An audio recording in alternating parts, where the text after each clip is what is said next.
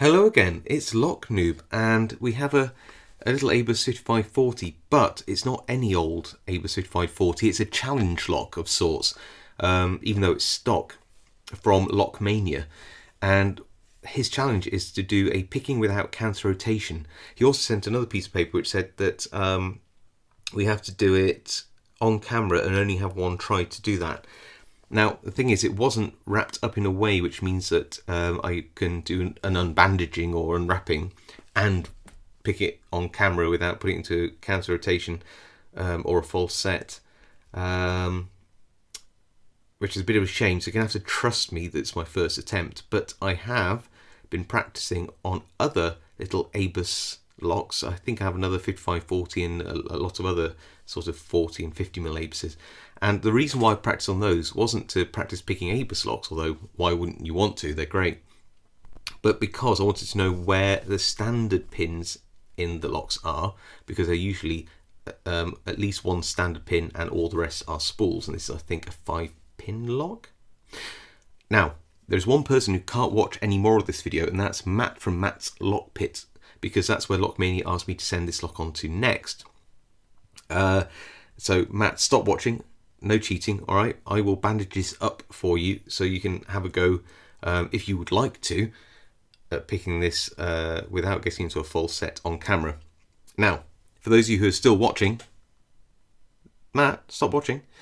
For those of you still watching, apart from Matt, this is what I found out, that actually in these ABUSes, most of the time the standard pin is at the front. Another thing I found out is that, well, I can't see any of the other pins in here, but what I can do is I can look and see that pin 1 is actually quite short, so this needs to be set very high.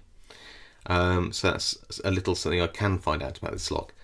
The other thing is it's got quite a wide keyway, so I intend to use something like my Peterson Gem and this Sparrows Lunatic.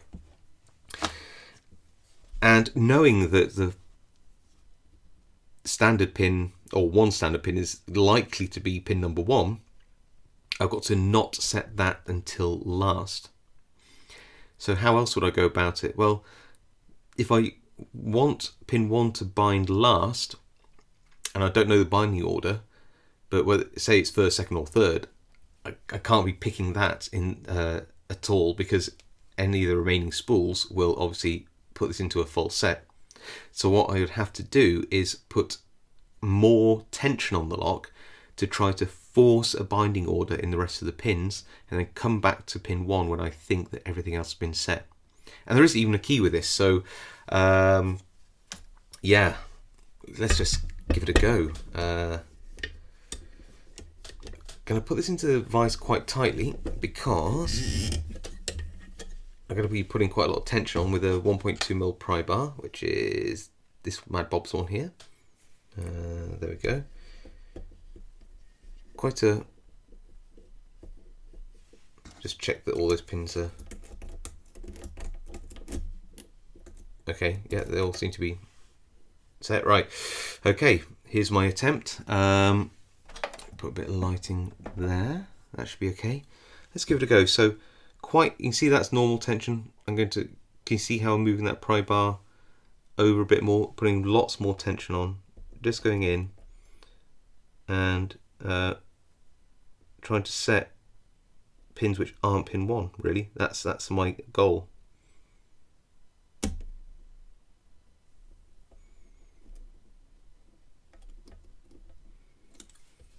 Wasn't 100% happy with that. That was pin 5.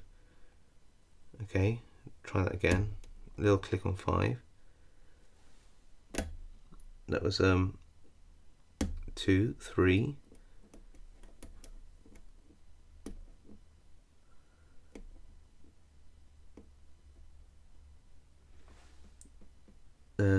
I don't think I'm on pin 1 yet, so I'm assuming it's a 5-pin lock. Strangely, I go with the Lunatic. Strangely, I don't know for sure on this one. I don't know whether... I can't remember. I've got all these other little ABUSes downstairs, and some are like 5 and some 6-pin locks, and I haven't got the other locks with me, so I feel a bit stupid now that I should know and I don't. Is that 2? That seems set. So I'm going to say 5. Set. 4. That was a little click. 3.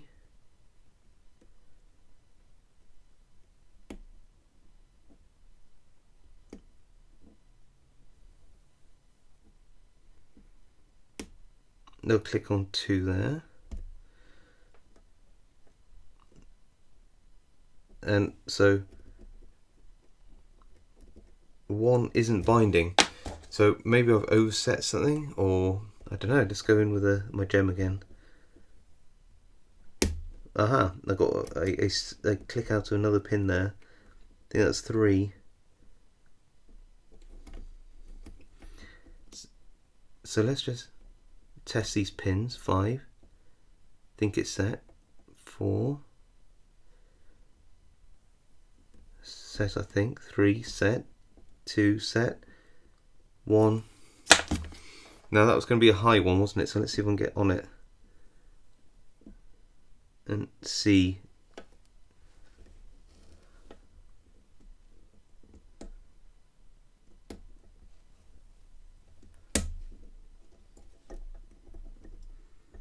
I wonder if I might have overset a pin because it didn't go into a false set, but pin 1 wasn't binding, so that signify some form of false, some over. There you go. Overset a pin in the lock. Oh, that was crunchy. Okay, pin 1's binding now. Let's go along. God, those pins seem really loose. Okay, I just don't want to hit pin 1. Do you know what I mean? Because like, as soon as I hit that, that's like game over, isn't it? 5, 4, 3, 2. Do you know what? I'm just going to do it. I'm going to do it. I'm going to see if I can do it. Okay, pin 1 is binding. We got it. We got it. We got it. We got it. There we go. Wow. Okay, so that was a victory. Had to take a lot of care. I guess though what I need to do is see whether I can pick it and put it into a false set to show you the difference. Okay, so this is round 2 and I'm going to try and pick it with false sets. So that means picking pin 1 pretty early on in the proceedings. Okay, I'm going to use the lunatic actually. It seemed to work quite well when I was doing it the other way around. I'm going to try and pick pin 1 early on, so let's just see who's binding first. That's pin 5. Pin 1's now binding, okay. Ah, straight into false set. Do you see that? Let's just do that again actually, so you can see where we are. So that's no false set. Pin 1's binding again, all the way to the top. And we're into a false set. Subtle, but it's there. That's 5. Back to 1.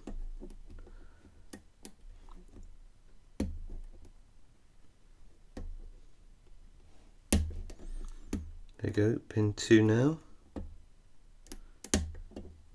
Pin 1 again.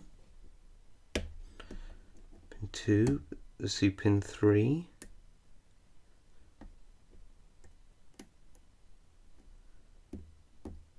Nope. Pin 3 doesn't want to set now.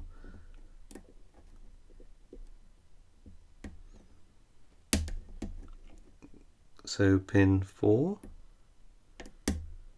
Good. Pin 1 again.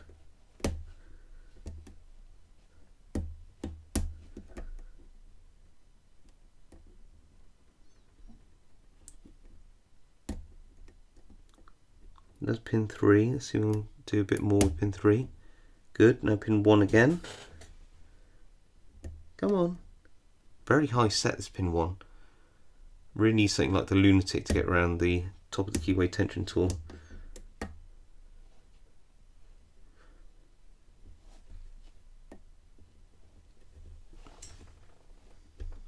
Even then, there we go, struggling to get it.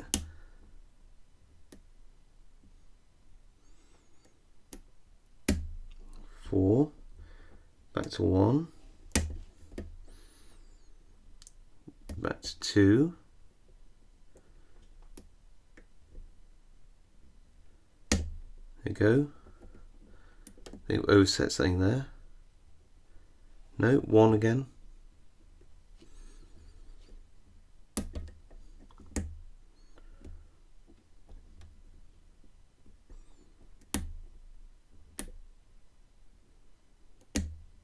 Four.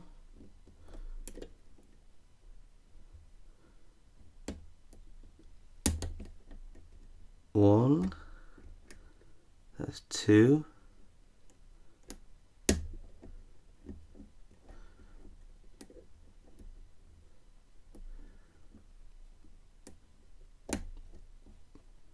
Back to 1 again. Much harder now having to fight with these wonderful sort of Abus spools. It's just brilliant.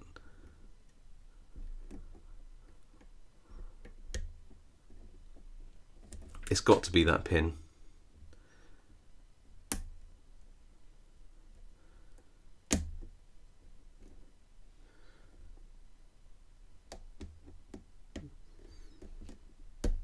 Ah, we got it. Wow. Whew. Do you know what?